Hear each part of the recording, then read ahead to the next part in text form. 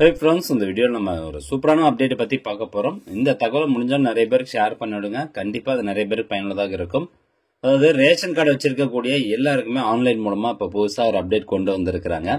அது என்ன அப்டேட் அப்படிங்கிறது பார்த்தீங்கன்னா, இங்கே பாருங்கள், பிரதிநிதி அப்படின்னு போட்டு பிரதிநிதி நபரை சேர்க்க அப்படிங்கிற ஒரு ஆப்ஷன் வந்து புதுசாக கொண்டு வந்திருக்கிறாங்க. இது எதுக்கு அப்படின்னு கேட்டிங்கன்னா, இப்போது நிறைய வந்து வயசானவங்க இருப்பாங்க, இல்லை உடம்பு முடியாதவங்க வந்து இருப்பாங்க. ஸோ அவங்களால நேரடியாக போயிட்டு ரேஷன் கடையில் பொருட்கள் வாங்க முடியாத ஒரு சூழ்நிலை இருக்கும். ஸோ அவங்களுக்கெல்லாம் பார்த்தீங்கன்னா ஒரு நபரை, அதாவது அந்த குடும்ப தலைவர் இருக்காங்க பார்த்தீங்கன்னா, நேரடியாக போய் பொருட்கள் வாங்க முடியாத அந்த நபர் வந்து ஒரு நபரை வந்து நியமிக்கலாம். ஸோ அதுக்கு இது வரைக்கும் எப்படி இருந்ததுன்னா ப்ராசஸ், டிஎஸ்ஓ ஆஃபீஸில் பார்த்தீங்கன்னா ஒரு அப்ளிகேஷன் ஃபார்ம் ஒன்று இருந்தது. அந்த அப்ளிகேஷன் ஃபார்மில் இந்த மாதிரி என்னால் இப்போ வந்து நேரடியாக பொருட்கள் வாங்க முடியாது, எனக்கு இந்த பிரச்சனை இருக்குது, ஸோ அதனால இவர்கிட்ட வந்து நீங்கள் பொருள் கொடுத்துருங்க அப்படின்னு சொல்லி அந்த அப்ளிகேஷன் ஃபார்ம் வாங்கிட்டு அதை பேஸ் பண்ணி தான் இத்தனை நாளாக வந்து பொருட்கள் வாங்கிட்டு இருந்தாங்க. பட் இப்போ பார்த்தீங்கன்னா ஆன்லைன் மூலமாகவே ஒரு ஆப்ஷன் கொண்டு வந்திருக்கிறாங்க. ஸோ இந்த பிரதிநிதி நபரை சேர்க்க அப்படிங்கிற ஆப்ஷனில் போயிட்டு நம்ம யார் பேர் வேணாலும் கொடுத்துடலாம். ஸோ அந்த நபர் மூலமாக நம்மளுடைய ரேஷன் பொருட்களை வாங்கிக்கலாம். இப்போ உதாரணத்துக்கு என்னால் வந்து ரேஷன் கடைக்கு போக முடியல, எனக்கு ஒரு பிரச்சனை இருக்குது, என்னால் வந்து போக முடியல. அப்படிங்கும்போது என்னுடைய ஃப்ரெண்டு பேரோ அல்லது எனக்கு தெரிஞ்சவங்க யார் பேர் வேணாலும் இந்த ஆப்ஷனில் போயிட்டு நான் கொடுத்துட்டேன்னா நேரடியாக அவங்க நம்மளுடைய ரேஷன் கார்டு எடுத்துகிட்டு போயிட்டு பொருட்கள் வாங்கிக்கொண்டாந்து நம்மளுக்கு கொடுக்கலாம். ஸோ அந்த மாதிரி இப்போ ஆன்லைன் மூலமாக இந்த ஆப்ஷன் கொண்டு வந்திருக்கிறாங்க. ரொம்ப நாளாக எதிர்பார்த்துட்டு இருந்த ஒரு அப்டேட்டு. ஸோ அதனால் இந்த தகவல் நீங்கள் நிறைய பேருக்கு ஷேர் பண்ணுங்கள்.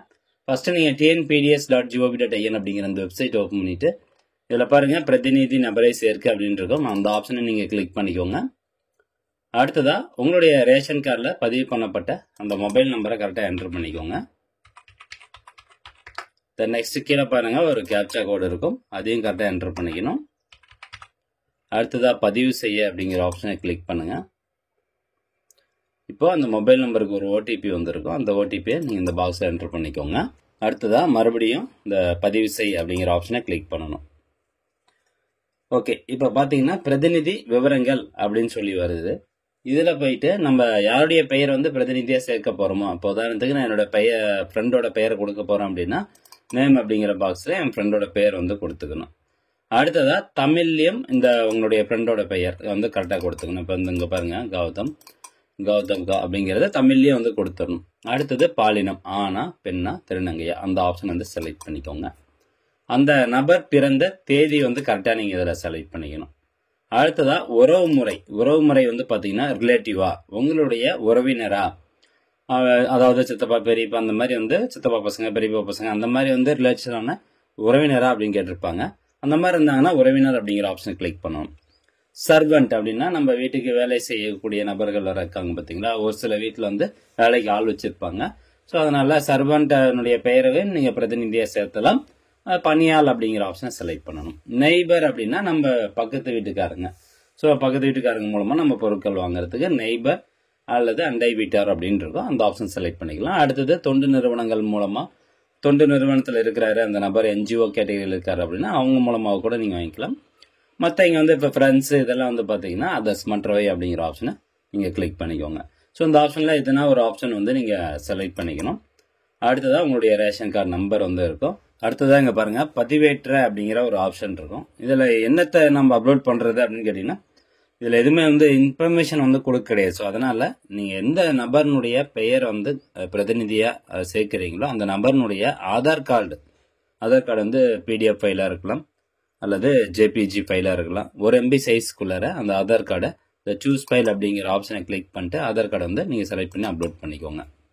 அடுத்ததாக அந்த நபர்னுடைய ஆதார் கார்டு நம்பர் ஃபுல்லாக 12 டிஜிட் நம்பரையும் வந்து ஃபுல்லாக டைப் பண்ணிவிட்டு இதில் பார்த்தீங்கன்னா பதிவு செய் அப்படின்னு இருக்கும், அந்த ஆப்ஷன் கொடுத்தீங்கன்னா போதும், உங்களுடைய ரெக்வஸ்ட் வந்து சப்மிட் ஆயிரும்.